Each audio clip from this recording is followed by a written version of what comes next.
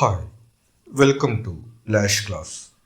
Calicut university BA complementary കോഴ്സായിട്ട് വരുന്ന psychological പ്രോസസ്സിലെ first മൊഡ്യൂളിലെ ഒന്നാമത്തെ പാർട്ടാണ് നമ്മൾ നോക്കുന്നത്.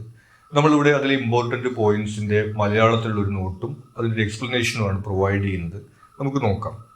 Introduction to psychology. സൈക്കോളജി നമുക്കറിയാം, മനഃശാസ്ത്രം എന്നാണ് ആ പദത്തിൻ്റെ മലയാളത്തിലുള്ള അർത്ഥം.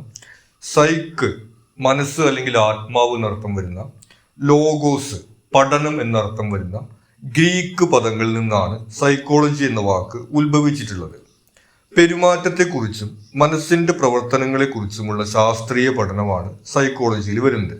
പെരുമാറ്റം നമുക്കറിയാം, ആളുകൾ എങ്ങനെയാണ് പെരുമാറുന്നുള്ളത്. മനസ്സിന്റെ പ്രവർത്തനങ്ങൾ ഉദ്ദേശിക്കുന്നത് ഓർമ്മ, അതുപോലെ തന്നെ ചിന്തകൾ തുടങ്ങിയിട്ടുള്ള മനസ്സിന്റെ പ്രവർത്തനങ്ങളെയും ആളുകളുടെ പെരുമാറ്റത്തെ കുറിച്ചിട്ടാണ് സൈക്കോളജിയിൽ പഠിക്കുന്നത്. ശാരീരികമായും സാമൂഹികമായുള്ള ഘടകങ്ങൾ പരിശോധിക്കുന്നു.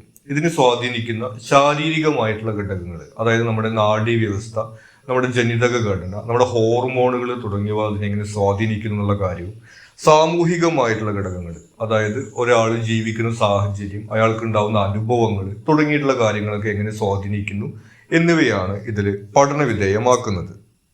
ഇനി സൈക്കോളജിയിൽ പ്രധാനമായിട്ടും കൈകാര്യം ചെയ്യുന്ന 5 പ്രശ്നങ്ങളുണ്ട്. അവ ഏതൊക്കെയാണെന്നുള്ളതാണ് നോക്കുന്നത്. ആദ്യത്തെ വരുന്നത് പേഴ്സൺ സിറ്റുവേഷൻ ആണ്. അതായത് ഒരാളുടെ ചുറ്റുപാടുകളും സാഹചര്യങ്ങളും ഒരു വ്യക്തിയുടെ പെരുമാറ്റത്തെ എങ്ങനെയാണ് സ്വാധീനിക്കുന്നത് എന്നുള്ളതാണ് അതിൽ പരിശോധിക്കുന്നത്. അതായത് ഒരാളുടെ വ്യക്തിത്വം, പേഴ്സണാലിറ്റി എന്നുള്ള കാര്യം, അയാളുടെ ഉള്ളിൽ തന്നെയുള്ള ഒരു കാര്യം, അയാളുടെ പുറമേയുള്ള ചുറ്റുപാടുള്ള കാര്യങ്ങൾ, അയാൾ ജീവിക്കുന്ന സാഹചര്യം, അയാളുടെ ജോലി ആയിരിക്കാം, കുടുംബ സാഹചര്യം ആയിരിക്കാം, സുഹൃത്തുക്കളായിരിക്കാം, അങ്ങനെയുള്ള ചുറ്റുപാടുള്ള സാഹചര്യങ്ങളും അയാളുടെ പെരുമാറ്റത്തെ എങ്ങനെയാണ് സ്വാധീനിക്കുന്നത് എന്നുള്ള കാര്യമാണ് പേഴ്സൺ സിറ്റുവേഷനിൽ പരിശോധിക്കുന്നത്. പിന്നെ വരുന്നത് ഹെറിഡിറ്റി എൻവയോൺമെന്റ് ആണ്. ഹെറിഡിറ്റി എന്ന് പറയുന്നത് പാരമ്പര്യമാണ്. നമുക്കറിയാം, ആളുകളുടെ സ്വഭാവമൊക്കെ പാരമ്പര്യമായിട്ട് വരുന്നുണ്ട് എന്ന് നമ്മൾ പൊതുവെ കണക്കാക്കുന്നതാണ്. അപ്പൊ എത്രമാത്രമാണ് പാരമ്പര്യം ഒരാളുടെ സ്വഭാവത്തെയും പെരുമാറ്റത്തെയും സ്വാധീനിക്കുന്നത്, എത്രമാത്രമാണ് എൻവയോൺമെന്റ്, അതായത് നമ്മൾ നേരത്തെ പറഞ്ഞ അയാളുടെ ചുറ്റുപാടുകൾ, അയാളുടെ ജീവിത സാഹചര്യങ്ങൾ, അനുഭവങ്ങൾ തുടങ്ങിയിട്ടുള്ള കാര്യങ്ങൾ സ്വാധീനിക്കുന്നത് എന്നുള്ള വിഷയമാണ് ഹെറിഡിറ്റി എൻവയോൺമെന്റ് എന്നുള്ള പ്രശ്നത്തിൽ പരിശോധിക്കുന്നത്. പിന്നെ വരുന്നത് സ്റ്റെബിലിറ്റി ചേഞ്ച് ആണ്. സ്റ്റെബിലിറ്റി എന്ന് പറയുന്നത് ഒരു വ്യക്തിയുടെ സ്വഭാവം എത്രത്തോളം സ്ഥിരമാണ് എന്നുള്ളതാണ്. പിന്നെ എത്രത്തോളം മാറ്റം വരാവുന്നതാണെന്നുള്ളതാണ് ചേഞ്ചിൽ പറയുന്നത്. അതായത് അടിസ്ഥാനപരമായിട്ട് ആളുകൾക്ക് ഒരു സ്വഭാവം ഉണ്ടായിരിക്കാം, അവരുടെ ജീവിതകാലത്തിലുടനീളം ചിലപ്പോൾ ആ സ്വഭാവത്തിൽ ഒരു മാറ്റം വരുന്നുണ്ടായിരിക്കില്ല. പിന്നെ നമുക്കറിയാം, ആളുകളുടെ അനുഭവങ്ങളും സാഹചര്യങ്ങളും ഒക്കെ മാറുന്നതനുസരിച്ചിട്ട് ആളുകളുടെ സ്വഭാവത്തിൽ മാറ്റം വരാം. അപ്പൊ എത്രത്തോളം ഒരാളുടെ സ്വഭാവം സ്ഥിരമായിരിക്കും, എത്രത്തോളം അതിനകത്ത് മാറ്റം വരും എന്നുള്ള കാര്യമാണ് സ്റ്റെബിലിറ്റി ചേഞ്ചിനകത്ത് പരിശോധിക്കുന്നത്. പിന്നെ വരുന്നത് ഡൈവേഴ്സിറ്റിയാണ്. വൈവിധ്യം എന്നുള്ള അർത്ഥമാണ് വരുന്നത്.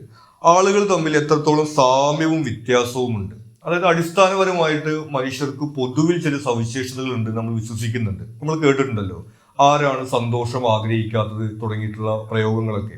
അപ്പോൾ ചില കാര്യങ്ങൾ ആളുകൾ സിമിലർ ആയിരിക്കും, എന്നാൽ എല്ലാ ആളുകളും ഒരുപോലെയല്ല. അപ്പൊ എത്രത്തോളമാണ് പൊതുവിൽ മനുഷ്യർക്ക് സ്വഭാവ ഗുണങ്ങളുള്ളത്, എത്രത്തോളമാണ് വ്യത്യാസങ്ങളുള്ളത് തുടങ്ങിയിട്ടുള്ള കാര്യങ്ങളാണ് ഡൈവേഴ്സിറ്റിയിൽ പരിശോധിക്കുന്നത്. പിന്നെ വരുന്നത് മൈൻഡ് ബോഡിയാണ്. ശരീരവും മനസ്സും തമ്മിലുള്ള ബന്ധമാണ് അവിടെ പരിശോധിക്കുന്നത്.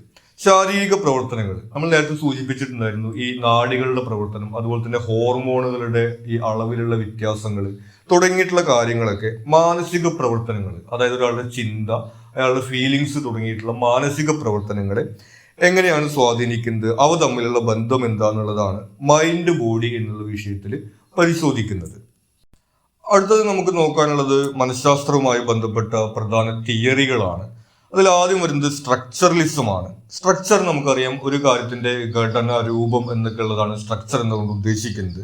അത്തരത്തിൽ തന്നെ മനസ്സിനെ ഭാഗങ്ങളാക്കി തിരിച്ചുകൊണ്ട് മനസ്സിലാക്കുന്ന പഠന രീതിയാണ് സ്ട്രക്ചറലിസത്തിൽ വരുന്നത്. അതായത് മനസ്സിന് ഒരു സ്ട്രക്ചർ ഉണ്ട് എന്നുള്ളതാണ് ഇവിടെ പറയുന്നത്. ചിന്തകൾ, വികാരങ്ങൾ, അനുഭൂതികൾ എന്നിങ്ങനെ മനസ്സിന് അടിസ്ഥാന ഭാഗങ്ങൾ ഉണ്ടെന്നും ഇവയ്ക്ക് അനുബന്ധമായി തലച്ചോറിലും ഭാഗങ്ങൾ ഉണ്ടെന്നും സ്ട്രക്ചറലിസത്തിൽ പറയുന്നു. അതായത് ഇത്തരത്തിലാണ് മനസ്സിനെ ഘടനപ്പെടുത്തുന്നത്. ചിന്തകൾ ഒരു ഭാഗത്ത്, അതുപോലെ തന്നെ നമ്മുടെ വികാരങ്ങൾ, നമ്മുടെ അനുഭൂതികൾ തുടങ്ങിയിട്ടുള്ള കാര്യങ്ങൾ, അതായത് നമ്മുടെ കാഴ്ച, കേൾവി തുടങ്ങിയവയാണ് നമ്മുടെ അനുഭൂതികൾ അല്ലെങ്കിൽ ഈ സെൻസറി എക്സ്പീരിയൻസ് എന്ന് പറയുന്നത്. അത്തരത്തിലുള്ള കാര്യങ്ങൾക്കൊക്കെ മനസ്സിൽ വ്യത്യസ്ത ഭാഗങ്ങളുണ്ട്. അതിനനുസൃതമായിട്ട് തലച്ചോറിലും വ്യത്യസ്ത ഭാഗങ്ങളുണ്ട് എന്നുള്ള രീതിയിൽ മനസ്സിനെ ഒരു സ്ട്രക്ചർ ചെയ്തുകൊണ്ട് കണക്കാക്കുന്ന രീതിയാണ് സ്ട്രക്ചറലിസത്തിൽ വരുന്നത്.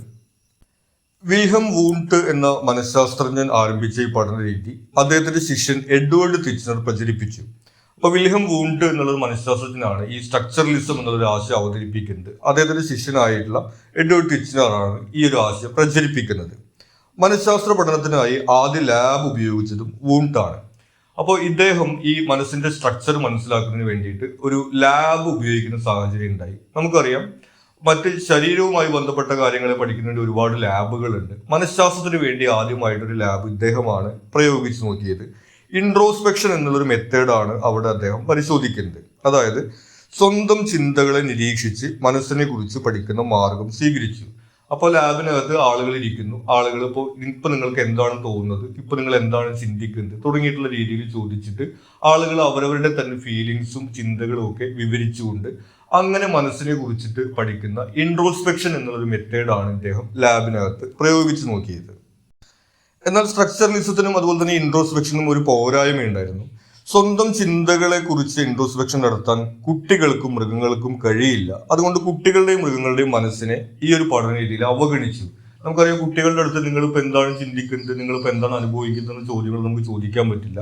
അതുപോലെ തന്നെ മൃഗങ്ങളുടെ മനസ്സിനെ കുറിച്ചിട്ടും ഇവിടെ പഠിക്കാൻ കഴിയില്ല എന്നുള്ളത് ഈ ഒരു രീതിയുടെ പോരായ്മയായിരുന്നു. സങ്കീർണമായ ചിന്തകളെയും ലാബിന് പുറത്തുള്ള ജീവിത സാഹചര്യങ്ങളെയും പരിഗണിക്കാത്തതും ഈ രീതിക്കുള്ള വിമർശനമാണ്. നമുക്കറിയാം, മനുഷ്യരുടെ മനസ്സ് സങ്കീർണമാകുന്നത്. നമ്മൾ ലാബിൽ പോയിട്ട് വളരെ ഫ്രീ ആയിട്ടിരിക്കുന്ന സമയത്ത് എന്താണ് ചിന്തിക്കുന്നത് വെച്ചിട്ടുണ്ടെങ്കിൽ നമ്മൾ സങ്കീർണമായിട്ടുള്ള കാര്യങ്ങളോട് ചിന്തിക്കില്ല. എന്നാൽ യഥാർത്ഥ ജീവിതത്തിൽ നമ്മൾ പല കാര്യങ്ങളും അഭിമുഖീകരിക്കുന്ന സമയത്ത് നമുക്ക് സങ്കീർണമായിട്ടുള്ള വികാരങ്ങളും ചിന്തകളും ഒക്കെയാണ് കടന്നു വരിക. അപ്പോൾ ഒരു ലാബിന്റെ സെറ്റപ്പിനകത്ത് അത്തരം കാര്യങ്ങളെ കുറിച്ചിട്ടൊന്നും പരിശോധിക്കാൻ കഴിയില്ല എന്നുള്ളതും ഈ ഒരു രീതിയുടെ പോരായ്മയായിരുന്നു. അടുത്തത് വരുന്നത് ഫങ്ഷണലിസം ആണ്. ഫങ്ഷൻ എന്ന് പറഞ്ഞാൽ നമുക്കറിയാം, ഒരു കാര്യത്തിന്റെ ഉപയോഗം എന്താണ് അല്ലെങ്കിൽ അതിന്റെ പ്രവൃത്തി എന്താണെന്നുള്ളതാണ് ഫങ്ഷൻ എന്നുകൊണ്ട് ഉദ്ദേശിക്കുന്നത്. അമേരിക്കൻ മനഃശാസ്ത്രജ്ഞൻ വില്യം ജെയിംസ് അവതരിപ്പിച്ച ഈ രീതിയിൽ മനസ്സിന്റെ പ്രവർത്തനങ്ങൾ എങ്ങനെ നമ്മളെ സഹായിക്കുന്നു എന്നതിലാണ് കേന്ദ്രീകരിക്കുന്നത്. അതായത് മനസ്സിന്റെ ഫങ്ഷനിലാണ് ഇദ്ദേഹം കേന്ദ്രീകരിക്കുന്നത്. ഉദാഹരണത്തിന്, മനസ്സിന്റെ ഒരു ഫങ്ഷനാണ് ഭയം അല്ലെങ്കിൽ പേടി എന്ന് പറയുന്നത്. നമുക്കറിയാം, നമ്മളെ അപകടങ്ങളിൽ നിന്ന് ഒഴിവാക്കുന്നതിന് ഈ ഒരു ഫങ്ഷൻ സഹായിക്കുന്നുണ്ട്. കാരണം നമുക്ക് ഒരു പേടിയില്ല എന്നുണ്ടെങ്കിൽ നമ്മൾ അപകടകരമായിട്ടുള്ള സാഹചര്യങ്ങളിലേക്ക് പോകുന്ന അവസ്ഥയൊക്കെ ഉണ്ടാവും. അപ്പൊ അത്തരത്തിൽ ആ ഒരു ഫങ്ഷൻ നമ്മളെ സഹായിക്കുന്നുണ്ട്. അതുപോലെ തന്നെ ഓർമ്മയും മറവിയും അത്തരത്തിലുള്ള കാര്യങ്ങളൊക്കെ നമ്മളെ പല രീതിയിൽ സഹായിക്കുന്നുണ്ട്. നമുക്കറിയാം, ഈ വേദനാജനകമായിട്ടുള്ള കാര്യങ്ങൾ, നമ്മൾ ഓർക്കാൻ ഇഷ്ടപ്പെടാത്ത കാര്യങ്ങളൊക്കെ നമ്മൾ മറന്നു പോകുന്നതുകൊണ്ടാണ് നമുക്ക് സമാധാനപരമായിട്ട് ജീവിക്കാൻ പറ്റുന്നത്. അത്തരത്തിൽ മനസ്സിന്റെ ഓരോ ഫങ്ഷൻ എങ്ങനെയാണ് നമ്മളെ ഒരു അതിജീവനത്തിന് സഹായിക്കുന്നത് എന്നുള്ള തരത്തിലുള്ള പഠനമാണ് ഫങ്ഷണലിസത്തിൽ വരുന്നത്. പിന്നെ നേരത്തെ പറഞ്ഞ സ്ട്രക്ചറലിസം മനസ്സിനെ ഭാഗങ്ങളാക്കി തിരിക്കുന്ന രീതിയെ ഈ ഫങ്ഷണലിസത്തിന്റെ ആളുകൾ എതിർക്കുകയാണ് ഉണ്ടായത്. അവർ പറയുന്നു, മനസ്സിനെ അങ്ങനെ ഭാഗങ്ങളാക്കി തിരിക്കാൻ സാധിക്കില്ല എന്നാണ്. മനസ്സ് സങ്കീർണമാണ്, ഒഴുകുന്ന നദി പോലെ പരസ്പരം ബന്ധപ്പെട്ടതാണ് ചിന്തകളെന്നും അവയെ വേർതിരിക്കാൻ കഴിയില്ല എന്നും പറഞ്ഞു.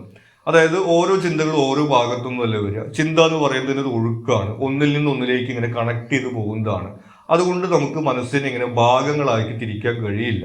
നമ്മൾ മനസ്സിന്റെ ഫങ്ഷനിലാണ് കേന്ദ്രീകരിക്കേണ്ടത്, അതിനെ കുറിച്ചിട്ടാണ് കൂടുതൽ പഠിക്കേണ്ടതെന്നുള്ളതാണ് ഫങ്ഷണലിസത്തിൽ പറയുന്നത്. അടുത്തത് വരുന്നത് ബിഹേവിയറിസമാണ്. ബിഹേവിയർ നമുക്കറിയാം, പെരുമാറ്റത്തിനെയാണ് ബിഹേവിയർ എന്ന് പറയുന്നത്. അമേരിക്കൻ മനഃശാസ്ത്രജ്ഞൻ ജോൺ വാട്സൺ ആണ് ഇത് അവതരിപ്പിച്ചിട്ടുള്ളത്. റഷ്യൻ മനഃശാസ്ത്രജ്ഞൻ ഇവാൻ പാവ്ലോവ് മൃഗങ്ങളുടെ പെരുമാറ്റത്തെ കുറിച്ച് നടത്തിയിട്ടുള്ള പഠനം ഇദ്ദേഹത്തെ സ്വാധീനിക്കുകയുണ്ടായി. അങ്ങനെയാണ് അദ്ദേഹം മനുഷ്യരുടെ പെരുമാറ്റത്തെ കുറിച്ച് പഠിക്കുന്ന സാഹചര്യം ഉണ്ടായത്. മനുഷ്യരുടെ പെരുമാറ്റങ്ങൾ രൂപപ്പെടുന്നത് ചുറ്റുപാടിനെ ആശ്രയിച്ചാണ് എന്നും സ്വഭാവങ്ങൾ ജന്മസിദ്ധമല്ല എന്നും പറഞ്ഞു. അപ്പൊ ബിഹേവിയറിസത്തിനകത്ത് പ്രധാനമായിട്ടും പറയുന്നത് ആളുകളുടെ പെരുമാറ്റം അല്ലെങ്കിൽ സ്വഭാവം എന്ന് പറയുന്നത് അവരുടെ ജീവിത സാഹചര്യങ്ങൾ, അനുഭവങ്ങൾ എന്നിവ കൊണ്ട് രൂപപ്പെടുന്നതാണ്. ഒരാൾ ജനിക്കുമ്പോൾ തന്നെ ഒരാൾക്ക് സ്വഭാവം ഉണ്ടാവുന്നില്ല എന്നാണ് അവർ പറയുന്നത്. നമ്മൾ കേട്ടിട്ടുണ്ടല്ലോ, ആരും കള്ളനും കൊലപാതകയും ആയിട്ട് ജനിക്കുന്നില്ല, സാഹചര്യങ്ങളാണ് മനുഷ്യരെ അങ്ങനെ ആക്കുന്നത് എന്നുള്ളൊരു പ്രയോഗം. അത്തരത്തിൽ ആളുകളുടെ സ്വഭാവവും പെരുമാറ്റം രൂപപ്പെടുന്നത് സാഹചര്യങ്ങളും ചുറ്റുപാടും അനുസരിച്ചിട്ടാണ് എന്നുള്ള കാര്യമാണ് ബിഹേവിയറിസത്തിനകത്ത് പറയുന്നത്. അതുകൊണ്ട് മനസ്സിന്റെ ഉള്ളിലേക്ക് നോക്കാതെ ആളുകൾ എങ്ങനെ പെരുമാറുന്നു, അങ്ങനെ പെരുമാറാനുള്ള കാരണം എന്താണ്, അതിന്റെ സ്വാധീനങ്ങൾ എന്താണ്, ഇത്തരത്തിലുള്ള കാര്യങ്ങളിലാണ് ശ്രദ്ധിക്കേണ്ടതെന്നാണ് ഈ ബിഹേവിയറിസവുമായി ബന്ധപ്പെട്ടിട്ടുള്ള ആളുകൾ അഭിപ്രായപ്പെടുന്നത്. ഇനി ബിഹേവിയറിസവുമായി ബന്ധപ്പെട്ടിട്ടുള്ള പ്രധാനപ്പെട്ട കൺസെപ്റ്റാണ് കണ്ടീഷനിങ് എന്ന് പറയുന്നത്. നമുക്കറിയാം കണ്ടീഷൻ ചെയ്യാന്ന് പറയുന്നത് ഒരാളുടെ പെരുമാറ്റം രൂപപ്പെടുന്നതിനെയാണ് ഉദ്ദേശിക്കുന്നത്. രണ്ട് തരത്തിലുള്ള കണ്ടീഷനിങ് ആണ് നമുക്ക് വരുന്നത്. ഒന്ന് ക്ലാസിക്കൽ കണ്ടീഷനിങ്ങും ഒപ്പാരന്റ് കണ്ടീഷനിങ്ങും. ക്ലാസിക്കൽ കണ്ടീഷനിങ്ങിനകത്ത് ഉദ്ദീപനങ്ങൾ തമ്മിലുള്ള പരസ്പര ബന്ധപ്പെടുത്തി മനസ്സിലാക്കുന്നത്. അതായത് ഒരു കാര്യവും മറ്റൊരു കാര്യവും തമ്മിലുള്ള ബന്ധം. ഉദാഹരണത്തിന് രാവിലെ ചായ കുടിക്കുന്ന ഒരാളാണെങ്കിൽ ആൾക്ക് നല്ല ഉന്മേഷം തോന്നാറുണ്ടെങ്കിൽ ക്രമേണ അയാൾക്ക് ചായ കുടിക്കേണ്ട ആവശ്യം ഉണ്ടാവില്ല. കാരണം ചായ കുടിക്കാൻ പോവുകയാണ്, ചായ കയ്യിലെടുക്കുകയാണ് എന്നുള്ള അവസരത്തിൽ തന്നെ അയാൾക്ക് ഒരു ഉന്മേഷം അനുഭവപ്പെടുന്ന ഒരു സാഹചര്യം ഉണ്ടാവും. അതുപോലെ തന്നെ നമുക്കറിയാം ഈ സ്കൂളിലെ ബെല്ല് അടിക്കുന്ന സമയത്ത് നമുക്കൊരു സന്തോഷം ഉണ്ടാവുന്നത്. അതിപ്പോൾ ഉച്ചയ്ക്കുള്ള ഇന്റർവെല്ലിനാണെങ്കിലും സ്കൂൾ വിടുന്ന സമയത്താണെങ്കിലും അത്തരത്തിൽ ആ ശബ്ദവും അതുപോലെ തന്നെ ആ ഒരു ഫീലിംഗും തമ്മിൽ ഒരു ബന്ധം കണക്ട് ചെയ്ത് വരുന്നു. അപ്പോൾ നമ്മൾ ആ ശബ്ദം കേൾക്കുന്ന സമയത്ത് തന്നെ നമ്മൾ ഹാപ്പി ആവുന്ന ഒരു സാഹചര്യം ഉണ്ടാവും. അത്തരത്തിലൊക്കെ ഉദ്ദീപനങ്ങൾ തമ്മിൽ പരസ്പരം ബന്ധപ്പെടുത്തിയിട്ട് ആളുകളുടെ പെരുമാറ്റം കണ്ടീഷൻ ചെയ്യപ്പെടുന്നതാണ് ക്ലാസിക്കൽ കണ്ടീഷനകത്ത് പറയുന്നത്. പിന്നെയുള്ളത് ഒപ്പാരന്റ് കണ്ടീഷനിങ് ആണ്. ഒരു പെരുമാറ്റത്തിന്റെ ഫലം ഭാവിയിലുള്ള പെരുമാറ്റങ്ങളെ സ്വാധീനിക്കുന്നു. അതായത് നമ്മളൊരു കാര്യം ചെയ്യുമ്പോൾ നമുക്കതിന് എന്ത് റിസൾട്ടാണ് കിട്ടുന്നത് എന്നുള്ളത് തുടർന്ന് നമ്മൾ ആ കാര്യം ചെയ്യുമോ ഇല്ലയോ എന്നുള്ളത് എനിക്ക് സ്വാധീനിക്കുന്നു. അതിന്റെ എളുപ്പത്തിലുള്ള ഉദാഹരണമാണ്, ഇപ്പൊ നമ്മൾ എന്തെങ്കിലും ഒരു കാര്യം ചെയ്യുമ്പോൾ നമുക്കൊരു പ്രശംസയാണ് ലഭിക്കുന്നുണ്ടെങ്കിൽ നമ്മൾ അത് തുടർന്ന് ചെയ്യാനുള്ള ഒരു പ്രേരണ ഉണ്ടായിരിക്കും. എന്നാൽ നമുക്ക് അതിന് ഒരു പണിഷ്മെന്റ് ആണ് ലഭിക്കുന്നുണ്ടെങ്കിൽ നമ്മളത് ഒഴിവാക്കും. പ്രത്യേകിച്ച് കുട്ടികളുടെ പെരുമാറ്റത്തിലൊക്കെ അങ്ങനെയാണ് രൂപപ്പെട്ടു വരുന്നത്. ഈ പാരന്റ്സ് ഒക്കെ അവരെ ഇങ്ങനെ പ്രോത്സാഹിപ്പിക്കുന്ന കാര്യങ്ങൾ അവർക്ക് സ്നേഹം കൂടുതൽ കിട്ടാൻ വേണ്ടിയിട്ട് ആവർത്തിക്കാനുള്ള ടെൻഡൻസി ഉണ്ടാവും. എന്നാൽ ശിക്ഷിക്കുന്ന കാര്യങ്ങളാണെങ്കിൽ അത് ചെയ്യാതിരിക്കും എന്നുള്ളത് നമുക്കറിയാം.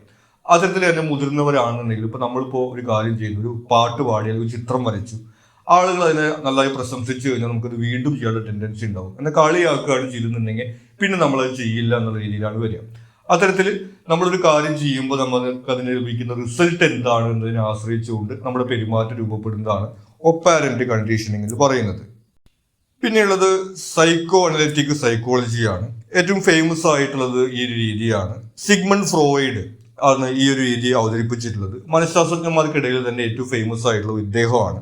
ഇദ്ദേഹം പറയുന്നത് മനസ്സിൽ ഒളിഞ്ഞിരിക്കുന്ന ചിന്തകൾ, ആഗ്രഹങ്ങൾ, ഭയങ്ങൾ എന്നിവ മനസ്സിനെ സ്വാധീനിക്കുന്നു എന്നുള്ള രീതിയിലാണ്.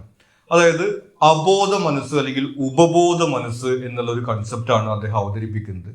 നമ്മൾക്ക് അതിനെ അറിയാതെ നമ്മുടെ മനസ്സിൽ പല ഭയങ്ങളും ആഗ്രഹങ്ങളും ചിന്തകളൊക്കെ ഉണ്ടായിരിക്കും നമ്മൾ മനസ്സിനകത്ത് അടക്കി വെച്ചിട്ടുള്ളത്. അത്തരം കാര്യങ്ങളൊക്കെ നമ്മുടെ മനസ്സിനെ സ്വാധീനിക്കുന്നു എന്നാണ് ഇദ്ദേഹം പറയുന്നത്. ഇതിൽ അദ്ദേഹം അവതരിപ്പിക്കുന്ന ഒരു കൺസെപ്റ്റ് ഡിഫൻസ് മെക്കാനിസമാണ്. അസ്വസ്ഥമാക്കുന്ന ചിന്തകളെ മനസ്സ് പ്രതിരോധിക്കുന്നു. അവ അടക്കി വെക്കുകയോ മൂടി വെക്കുകയോ ചെയ്യുന്നു. അതായത് നമ്മുടെ മനസ്സിനെ അസ്വസ്ഥമാക്കുന്ന, നമുക്ക് ഡിപ്രഷനൊക്കെ നൽകുന്ന കാര്യങ്ങളെ നമ്മൾ അടക്കി വെക്കുന്നു. അതിനകത്ത് നമ്മുടെ ഭയങ്ങൾ ഉണ്ടായിരിക്കാം, അല്ലെങ്കിൽ ആഗ്രഹങ്ങൾ ഉണ്ടായിരിക്കാം. അപ്പൊ നമുക്ക് ചില കാര്യങ്ങൾ ചെയ്യാൻ സാധിക്കുന്നില്ലല്ലോ എന്നുള്ള നിരാശ അധികമായിട്ട് വരുന്ന സമയത്ത് ചിലപ്പോൾ മനസ്സ് ആ ഒരു ആഗ്രഹത്തെ ഇങ്ങനെ അടക്കി വെക്കുന്ന സാഹചര്യം ഉണ്ടായിരിക്കും. അതിനകത്ത് ഈ നമ്മുടെ ചില കാര്യങ്ങൾ നമ്മളിങ്ങനെ ഓർക്കാതെ നമ്മളിങ്ങനെ മൂടി വെക്കുക, അത്തരത്തിലുള്ള കാര്യങ്ങളൊക്കെയാണ് ഡിഫൻസ് മെക്കാനിസത്തിനകത്ത് വരുന്നത്. അതൊക്കെയാണ് ഈ അബോധ മനസ്സിനകത്ത് അല്ലെങ്കിൽ ഉപബോധ മനസ്സിനകത്ത് ഉണ്ടാവുന്നതാണ് അദ്ദേഹം പറയുന്നത്. അത്തരം കാര്യങ്ങളൊക്കെ നമ്മുടെ മനസ്സിനെ സ്വാധീനിക്കുന്നുവെന്ന് ഇദ്ദേഹം അഭിപ്രായപ്പെട്ടു. ഇദ്ദേഹത്തിന്റെ മെത്തേഡായിട്ട് വരുന്നത് തെറാപ്പിയാണ്. നമുക്കറിയാം ഇന്നും മനഃശാസ്ത്രത്തിനകത്ത് തെറാപ്പി എന്നുള്ളൊരു മെത്തേഡ് ഉപയോഗിക്കുന്നതിനെ കുറിച്ചിട്ട് ദീർഘ സംഭാഷണങ്ങളിലൂടെ അബോധ മനസ്സിലെ കാര്യങ്ങൾ കണ്ടെത്താൻ തെറാപ്പി ഉപയോഗിച്ചു. അപ്പോൾ ഈ ആളുകളുടെ അടുത്ത് ഒരു തെറാപ്പിസ്റ്റ് എന്നുള്ള രീതിയിൽ ഇങ്ങനെ സംസാരിച്ച് അവരുടെ കാര്യങ്ങൾ ചോദിച്ച് അവസാനം അവരുടെ മനസ്സിന്റെ ഉള്ളിൽ അവർ അടക്കി വെച്ചിരിക്കുന്ന കാര്യങ്ങൾ മനസ്സിലാക്കുക എന്നുള്ളതാണ് തെറാപ്പിയിലൂടെ ഉദ്ദേശിക്കുന്നത്. ഈ പ്രശ്നങ്ങൾ മനസ്സിലാക്കുന്നതിലൂടെ ആളുകൾക്ക് അവയെ അതിജീവിക്കാൻ കഴിയുമെന്ന് അഭിപ്രായപ്പെട്ടു. അപ്പൊ എന്താണ് അവരുടെ പ്രശ്നം എന്നുള്ള കാര്യം അവർക്ക് ഇതുപോലെ അവരുടെ മനസ്സിന്റെ ഉള്ളിൽ അടക്കി വെച്ചിരിക്കുന്ന കാര്യങ്ങൾ മനസ്സിലാക്കാൻ സാധിച്ചു കഴിഞ്ഞിട്ടുണ്ടെങ്കിൽ അവർക്ക് അതിനെ അതിജീവിക്കാൻ കഴിയും എന്നുള്ളതാണ് സിഗ്മണ്ട് ഫ്രോയിഡ് അഭിപ്രായപ്പെട്ടത്. പിന്നെ അദ്ദേഹത്തിന്റെ കൺസെപ്റ്റിൽ വരുന്നത് ഈ മനസ്സിനെ 3 ഭാഗങ്ങളാക്കി തിരിച്ചിട്ടുള്ള രീതിയാണ്. ഇത്, ഈഗോ, സൂപ്പർ ഈഗോ എന്നിങ്ങനെ 3 ഭാഗങ്ങളായിട്ടാണ് മനസ്സുള്ളത് എന്നുള്ളൊരു കാര്യം അദ്ദേഹം അഭിപ്രായപ്പെട്ടു. ഇത് എന്ന് പറയുന്നതാണ് പ്രാകൃതമായിട്ടുള്ള മനസ്സ്. അതായത് നമ്മുടെ ബേസിക് ഇൻസ്റ്റിങ്സുമായി ബന്ധപ്പെട്ടിട്ടുള്ളത്. നമുക്ക് സന്തോഷം, സുഖം തുടങ്ങിയവ നേടാനുള്ള പ്രേരണ പ്രകടിപ്പിക്കുന്നു. അതായത് ഒരാള് നമുക്കറിയാം അയാൾക്ക് നല്ല ഭക്ഷണം കഴിക്കണം, നല്ല രീതിയിൽ ജീവിക്കണം, അല്ലെങ്കിൽ സന്തോഷം, സുഖം തുടങ്ങിയിട്ടുള്ള കാര്യങ്ങളാണ് എല്ലാവരും ആഗ്രഹിക്കുക എന്നുള്ളത്. അത്തരത്തിൽ ബേസിക് ഇൻസ്റ്റിങ്റ്റുമായി ബന്ധപ്പെട്ടിട്ടുള്ള കാര്യങ്ങളാണ് ഇത് എന്ന് പറയുന്നത്. ഇനി ഈഗോ എന്ന് പറയുന്നത് യുക്തിചിന്തയുമായി ബന്ധപ്പെട്ടതാണ്. യാഥാർത്ഥ്യ ബോധത്തോടെ മനസ്സ് നിയന്ത്രിക്കുന്നു. നമുക്കറിയാം, നമുക്ക് ആഗ്രഹിക്കുന്ന എല്ലാ കാര്യങ്ങളും ജീവിതത്തിൽ ചെയ്യാനോ നേടാനോ സാധിക്കില്ല എന്നുള്ളത്. അങ്ങനെ യാഥാർത്ഥ്യ ബോധത്തോടെ കാര്യങ്ങൾ നോക്കിക്കാണുന്നത് ഈഗോയാണെന്നാണ് പറയുന്നത്. ഇനി സൂപ്പർ ഈഗോ എന്ന് പറയുന്ന ഒരു കൺസെപ്റ്റ് ഉണ്ട്. ധാർമ്മികതയുമായി ബന്ധപ്പെട്ടത് മൂല്യങ്ങൾക്കും വീക്ഷണങ്ങൾക്കും അനുസരിച്ച് പ്രവർത്തിക്കാൻ പ്രേരിപ്പിക്കുന്നു. നമുക്കറിയാം, ആളുകൾക്ക് വീക്ഷണങ്ങളും മൂല്യങ്ങളും ഉണ്ടായിരിക്കാം. അത് മതപരമായിട്ടുള്ളതായിരിക്കാം, രാഷ്ട്രീയപരമായിട്ടുള്ളതായിരിക്കാം, അല്ലെങ്കിൽ വ്യക്തിപരമായിട്ടുള്ള ആളുകളുടെ മൂല്യങ്ങളും വീക്ഷണങ്ങളൊക്കെ ആയിരിക്കാം. അത്തരത്തിൽ പെരുമാറാൻ വേണ്ടി പ്രേരിപ്പിക്കുന്നതാണ് സൂപ്പർ ഈഗോ എന്ന് പറയുന്നത്. ഇനി ഇതെന്ന് പറയുന്നത് നമ്മൾ നേരത്തെ പറഞ്ഞു, ഒരു പ്രാകൃതമായിട്ടുള്ള മനുഷ്യൻ എന്നുള്ള രീതിയിൽ അയാളുടെ ആഗ്രഹങ്ങൾ ഒക്കെയാണ് ഇതിൽ വരുന്നത്. സൂപ്പർ ഈഗോ എന്ന് പറയുന്നത് അതിന് നേരെ ഓപ്പോസിറ്റ് ആണ്. അത് ധാർമ്മികതയുമായി ബന്ധപ്പെട്ട കാര്യങ്ങളാണ് വരുന്നത്. ഈഗോ എന്ന് പറയുന്നതാണ് രണ്ടിന്റെ ഇടയിൽ രണ്ടിനും ബാലൻസ് ചെയ്യുന്ന, യാഥാർത്ഥ്യ ബോധത്തോടു കൂടി കാര്യങ്ങളെ നോക്കിക്കാണാൻ സഹായിക്കുന്നു എന്നുള്ള കാര്യമാണ് ഇദ്ദേഹം പറയുന്നത്.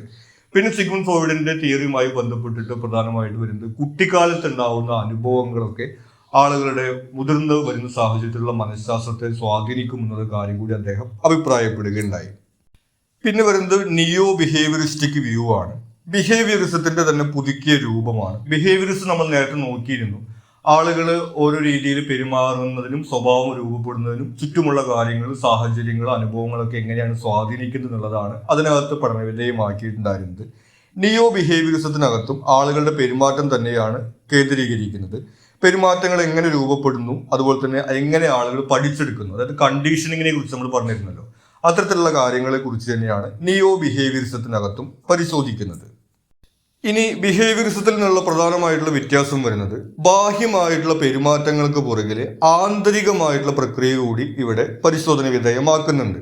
ആന്തരികമായിട്ടുള്ള പറയുന്നത് ഒരു വ്യക്തിയുടെ ഉള്ളിലുള്ളതാണ്. അയാളുടെ ചിന്തകൾ, അയാളുടെ പ്രേരണകൾ, അയാൾക്ക് ഉണ്ടാകുന്ന സമ്മർദ്ദങ്ങൾ തുടങ്ങിയിട്ടുള്ള കാര്യങ്ങൾ കൂടി ഈ ചുറ്റുമുള്ള അല്ലെങ്കിൽ അയാളുടെ സിറ്റുവേഷനുമായി ബന്ധപ്പെട്ടതിന്റെ കൂടെ ഇതുകൂടി അവർ പരിശോധിക്കുന്നുണ്ട് എന്നുള്ളതാണ് നിയോ ബിഹേവിയറിസത്തിനകത്ത് വരുന്നത്. Learning through observation.